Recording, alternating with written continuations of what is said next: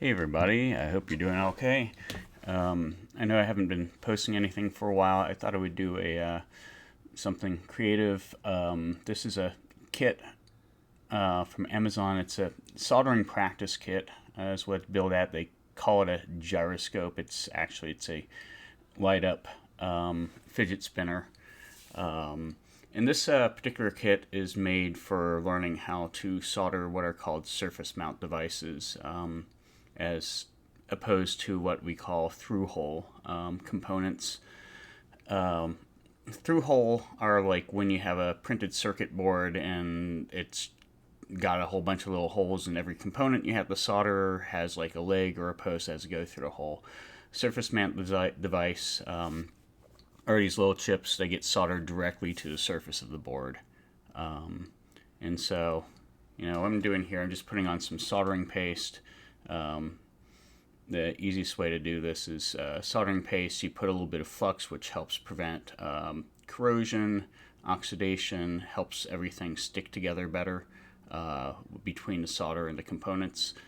And I guess while I'm doing this, I'll explain a little bit why I'm doing this. Is because I've got my kids this weekend for the Easter holiday, and we'll also be seeing my niece and nephew. While I've already made these for my kids, I have not made for my niece and nephew, so I'm not showing you both of these, but I already made one of these a short time ago.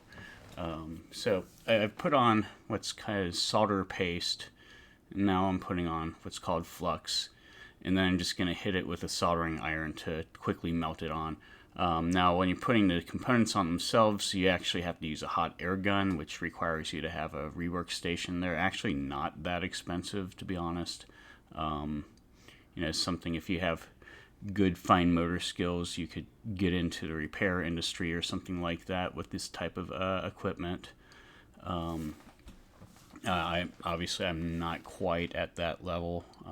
That requires learning quite a bit about diagnosing and troubleshooting electronics, which I have not really spent a lot of time on, to be honest. But I've made like maybe 5 or 6 of these little fidget spinners all total, and now I've got it down to where it's taking me about 20-25 minutes or so to do. I think when I started, it was probably closer to 45 minutes to an hour. So I definitely know that I'm improving. I think a lot of things, like there's a lot of little tiny things that are important. One thing that's important that you wouldn't think about is like having good tweezers or forceps. Just getting these little packages open to get the components out can be a little bit of a task. Maybe if I had more fingernails, it wouldn't be so much of a problem. But I'm going to start with the LED, the light emitting diodes, and it gets 3 red ones towards the middle, and then it gets 4 green ones, and then 4 blue ones on the outer edge. And I'm going to go ahead and once I get these 3 here, I'm going to speed up the video a little bit just to not dither around so much. But the diodes are also, these are kind of the trickiest part too, because they have to go on in a certain direction. Like the little bit of green that you can maybe see on the left is not something that I can really see without looking through the screen, and even the screen's not very good. It's not as good of a quality, but it's got to be negative side of it has to be on the left when I solder these. So it is possible to get them backwards, and it's also possible to overcook these things when you're soldering them on too. You can burn them out. What I was just doing there a moment ago, I was using the leads off a multimeter tester that was in diode mode in order to test them. So when I have the black on the left and the red on the right, and then it lights up, that means I have it in the right spot, right orientation. So, I've got the red and the green. Now let's just get the blue here. And if I remember right, I kind of blew some stuff away at one point and had to get stuff back. But, just going to briefly test it. You'll notice that, like, these blue ones are actually fairly bright. The green ones are fairly bright. The red are actually the dimmest ones. Imagine that. The green are somewhere in between, to be honest. But you can see they're lighting up fine. This is what I want. You know, I just want to test all of these. Yeah. As some other people on YouTube say, these things like to fly into the ninth dimension. They like when these tiny things, when they pop off like that, when they go flying, sometimes you're not going to find them again. But you know, here I'm going to go ahead and get the hot air heat gun out, start putting these on.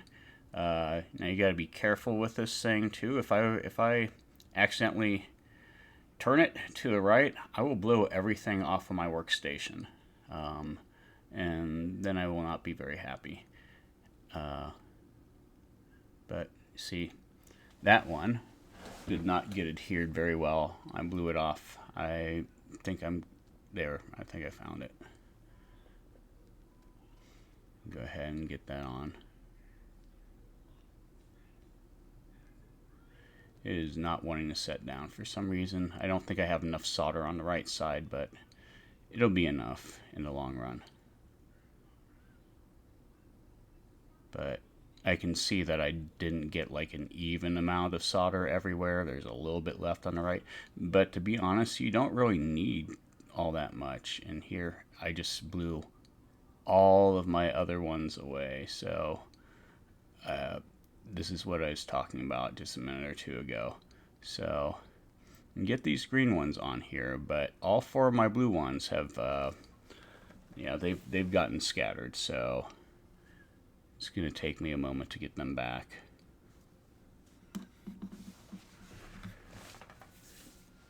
Now, while I'm doing that, I actually don't know what to really talk about, but I think I found 3 of them. I had to unpack a 4th one.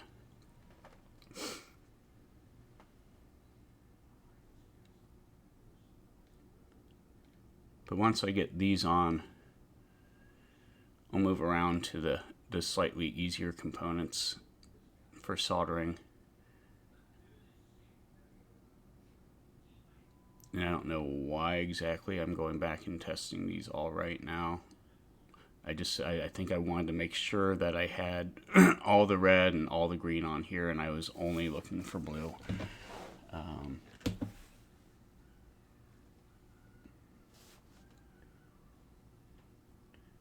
And these things are so tiny. You know, I mean, this is smaller than a grain of rice, right? This is like half of a sushi rice is what these are. You know, one of the things you may have noticed too, like when I was picking stuff up, the flux paste that is actually pretty important to use. Once it gets on your tweezers, like even if you try to wipe it off, they just become really horribly sticky, and like all these little things want to stick to it. So like, you know, the only reason you're able to like deposit these components on the board and have them stay is because you're heating it up so much that the flux isn't really sticky anymore too, and it also forms a bit of capillary. It gets like surface tension from the melted metal actually kind of grabs onto the surfaces that you're trying to solder, so it actually helps to pull it off the tweezers too. So, but you know, get these on here, and I don't think I can even adjust my timeline while this is recording a voiceover. I really don't like using Power Director, to be honest. The learning curve on this software is just like remembering where the UI elements are. It's could be better, but you know, just get these last 4 on here. I should have actually sped up the second part of this. I forgot that this part happened. But they're going on. I think I accidentally blew one of them off again, being a klutz.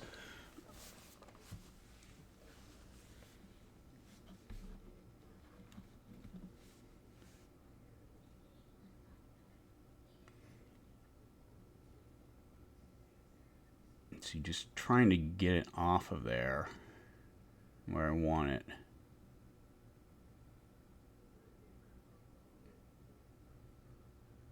And I think at last I've got all 11 of these. And I'm not going to be too fussy about getting them all like 100% perfect and lined up. It really doesn't matter when this thing is being used. You can't really tell.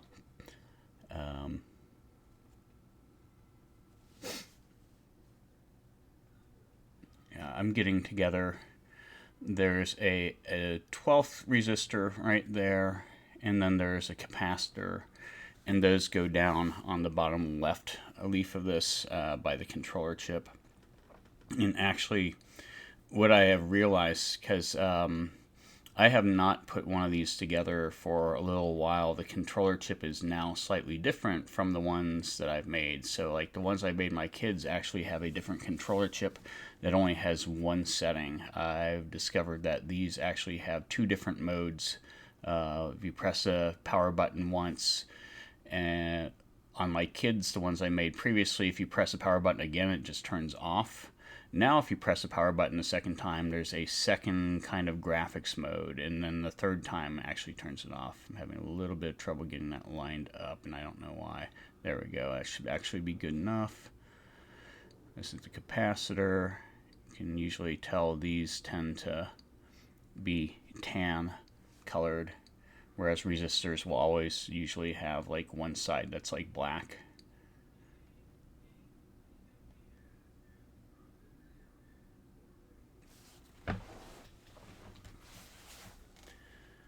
Then the only other components that's going to be required now, there's 11 more of these little SMD, surface mount device resistors that go here.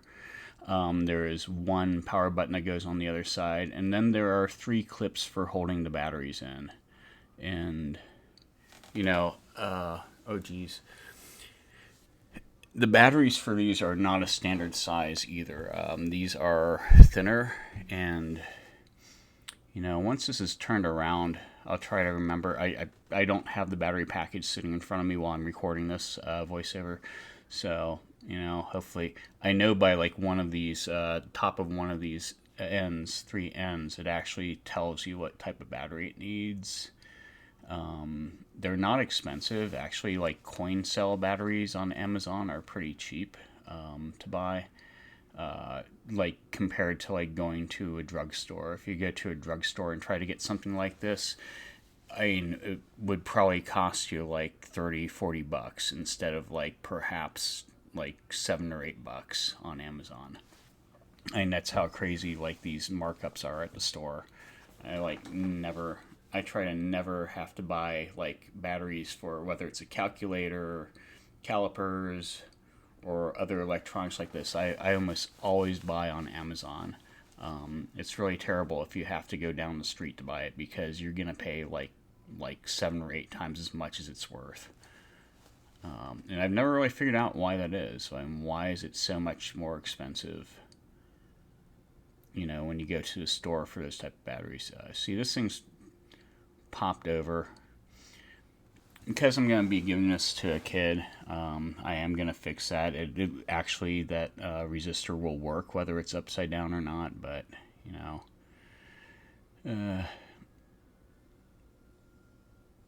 We'll just get that. Have to flip it. Reset it. These actually go on a lot easier. These are bigger than the diodes were. The LEDs were quite a bit smaller. These are bigger. They sit down a little bit better, or easier. It feels like. Now, but what you will see in a moment is I'm going to screw things up again because I'm going to try to clean off some of this extra flux and like the bits of unmelted solder paste before it's cooled down enough. I just got 2 more of these to go. And yeah, I think these are just 101 ohms is what we're seeing on there. I couldn't really see what the other one was. I don't actually really care. Because as they come in the kit, like the other one that you have to put on, there's like literally only one of them in the pack, so you don't really, there's not a, or actually there's a 2-pack of them. And there's like a 1-pack of the capacitor. So I'm not sure exactly why they do it that way, but I think it's just because I think people are too dumb to know the difference between a resistor and capacitor. See, now this is where I mess up, because you think this kind of would cool down a bit. It's sizzling like heck, but look at that. That solder was not set up yet, so not a big deal. Just have to get the hot air gun back on this and then reset these, and then give it a little bit more time for it to cool down. And I don't know what it was with this exact build, but like I end up doing the same thing on the other side when I put the switch on. This is kind of ready to clean, and this stuff, this flux, gets really sticky. Even like this is a supposedly a better one that I bought. The one I was using before was pretty sticky, and oh gosh, what it said, like no residue stuff, but there's no such thing as a no residue flux, solder flux, as far as I'm concerned. Like they all leave sticky mess behind.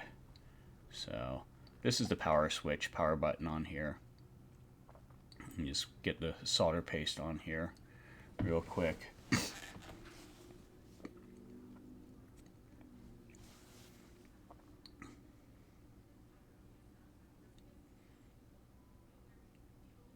Okay. Oh, I mentioned before. So this is a CR1620 battery. So that's what you're seeing there. It says battery number 2, CR1620. So, if you end up buying like one of these kits, be aware that you have to buy the batteries separately, and that you're not going to be able to find them in the store. And even if you could, you wouldn't want to buy them there because it's just too expensive to buy there, other than like outside of Amazon. I think even as it is, these are probably costing me something like 75 cents per battery or something like that. But if I were to go to like a Walgreens or a CVS, and here's where I end up messing up again, is like I don't let this cool down enough, and I think I end up bumping right here, which you don't really notice because it's upside down, but watch when I flip it back.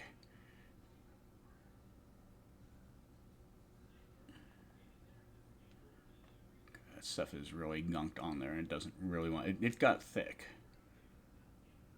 It's like, like when you're cooking something and it thickens up. That's like how it was. It was like it shouldn't have been that thick. So yeah, see, I ended up screwing that up while doing that cleaning bit. So now we just have to, doesn't take long, it's easy to fix,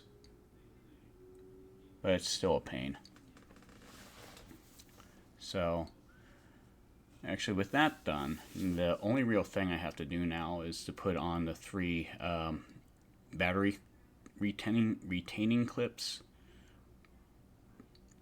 And they've just got these 2 holes, and so these are the only through hole components that is in this kit.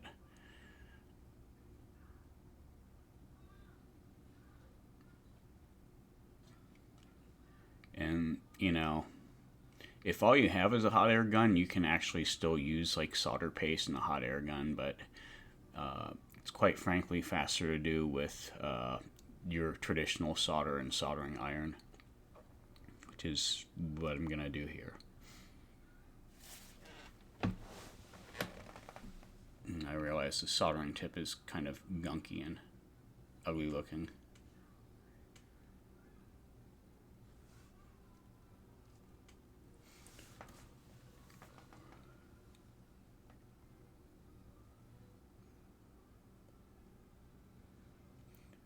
But again, these are fun. Kids like these.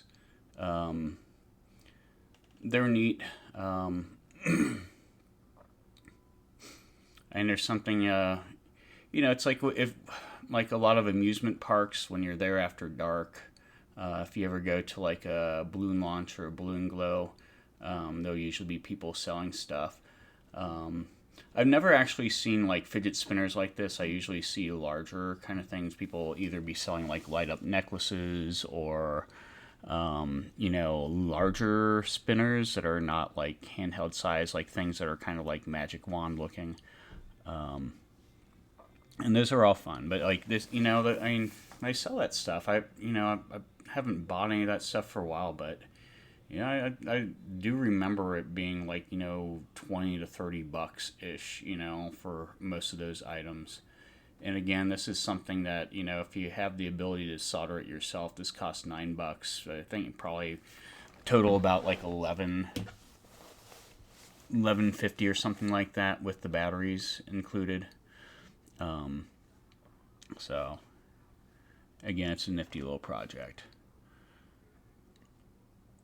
Now, I think all I'm doing right now is that I had to run upstairs because I only had 2 batteries left in the pack that was sitting right next to here. I had to go grab one more. But in just a minute, once I have this together, gosh, it's taken me a long time. Yeah, once I have this together, you can sort of see what it looks like under this. I see the floor shaking. Yeah. And honestly, I probably should clean these up a little bit more because as I was putting these together, like they're still a little bit sticky, to be completely honest.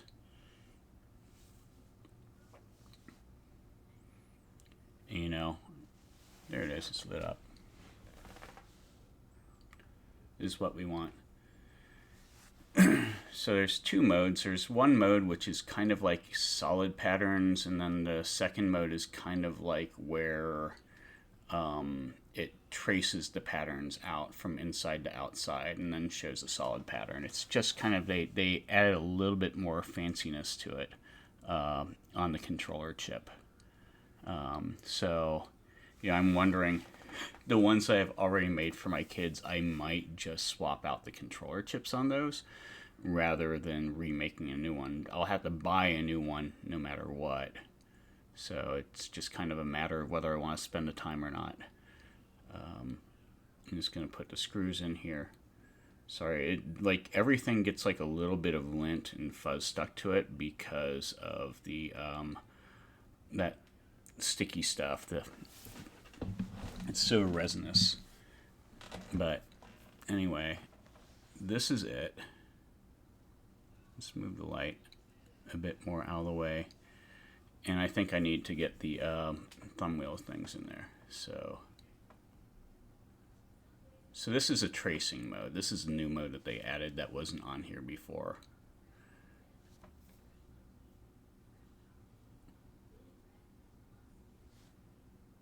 Whereas, I think, yeah. Well, anyway, I think that's going to wrap things up for this. Thanks for joining. Looks like I got a little bit here. This is like the non-tracing mode. It looks messed up like that just because of the frame rate that's being recorded is not matched up perfectly with the refresh rate of these LEDs. But again, thanks for watching. If you like this type of stuff, don't forget to like and subscribe. Peace out.